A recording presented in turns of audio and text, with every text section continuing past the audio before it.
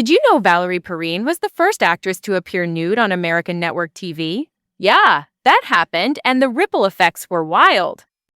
Hey, it's Emma, and I am feeling totally intrigued today. Buckle up, honey. So, let's talk Valerie Perrine. She's the Las Vegas showgirl who jumped the velvet rope into Hollywood in the early 70s and made herself impossible to ignore. We're talking bold moves, big roles, and that perfect cocktail of danger and charm. She broke out with Slaughterhouse-Five, then blew critics away as Honey, Bruce, and Lenny, and turned into a pop culture legend as Eve Teschmacher in Superman. Range, face, attitude, iconic.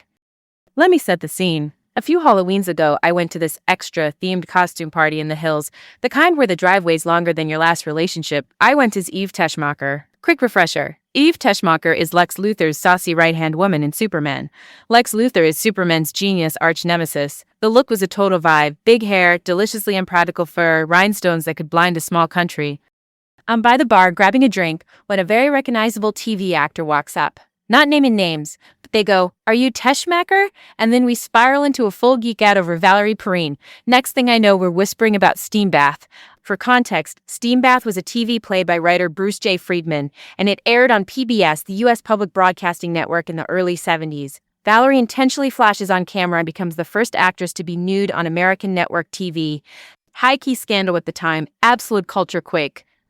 We stood there, two adults in ridiculous costumes going, "Do you realize how ballsy that was? She wasn't just seeking shock value, she was staking a claim on creative freedom." And honestly, that move has been living rent-free in my head ever since, because boldness ages well, it just does. Okay, let's unwrap this. If I had to Eli-fy Valerie Perrine, I'd say, imagine the trailblazing showgirl turned starlet who goes from neon spotlights to award carpets without losing her nerve. In 1968, she's in Lido de Paris at the Stardust in Vegas. Then, an agent sees her at a small dinner party in LA, and boom, she's Montana Wildhack in Slaughterhouse-Five. That's the film based on the Kurt Vonnegut novel. Vonnegut was the king of mind-bending, time-jumping satire, and the movie's director George Roy Hill already had serious cred. Talk about a kismet moment. Then comes Lenny in 1974. She plays Honey Bruce, the wife of Lenny Bruce. Lenny Bruce was a boundary-pushing stand-up comic who basically fought the law with his mouth. If I were Valerie, stepping into Honey's shoes must have been exhilarating and daunting. You're carrying a real person's bruises and brilliance on screen. She was nominated for an Oscar and a Golden Globe, won Best Actress at Cannes, and picked up major love from BAFTA. For new listeners, Cannes is the giant French film festival that crowns art house royalty. BAFTA is Britain's top film and TV academy. This is big lead validation. And then she flips the channel to pure pop icon Superman in 1978 and Superman 2 in 1980.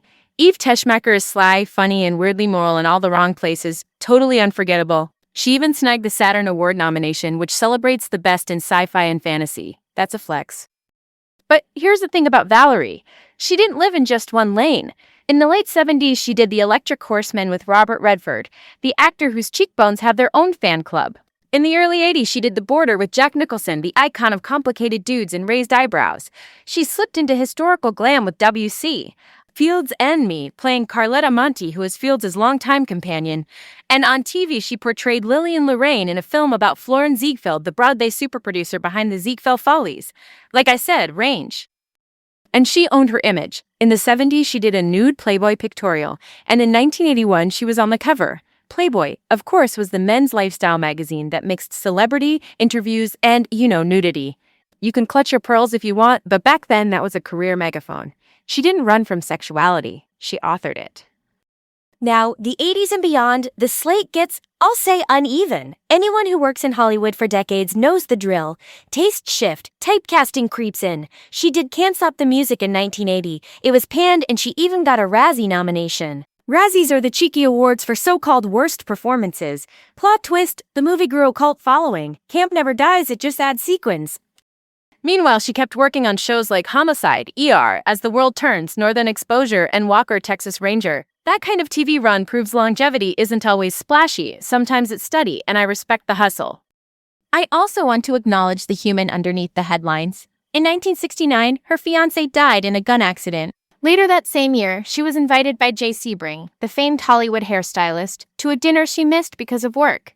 That gathering turned out to be the night of the Manson family murders at actress Sharon Tate's home. The Manson family was a violent cult that terrorized LA in the late 60s. That is heavy, and it sticks to your narrative whether you like it or not. Industry gossip even made a dark quip linking tragedies around her, which is exactly the macabre side of Hollywood lore I cannot stand. People are not punchlines.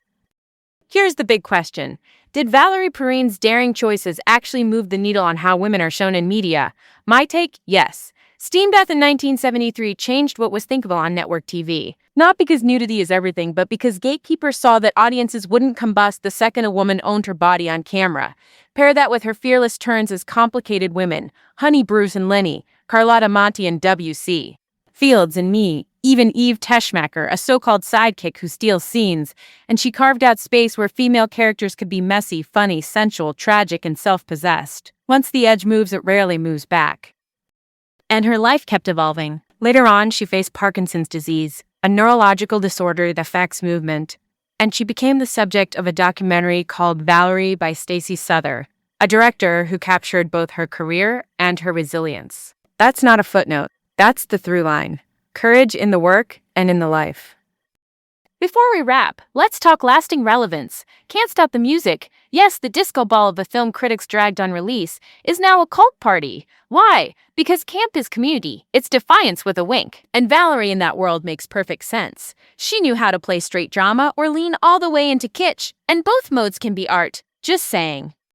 Zoom out and you see the full picture. Born in Texas in the 40s, mom a dancer in the Earl Carroll Vanities, dad a U.S. Army lieutenant colonel, moving all the time as a kid, then Vegas, then Hollywood. Awards at Cannes and BAFTA, an Oscar nomination, a Razzie job, and TV gigs across decades. That is the real actor's life. Peaks, valleys, and receipts, and honestly iconic. Okay, pause. Next time we're diving into the impact of cancel culture on modern celebrity reputations, who gets a second act, who doesn't, and why your group chat is probably the new jury of peers. It's gonna be spicy. Okay, we covered a lot. Later.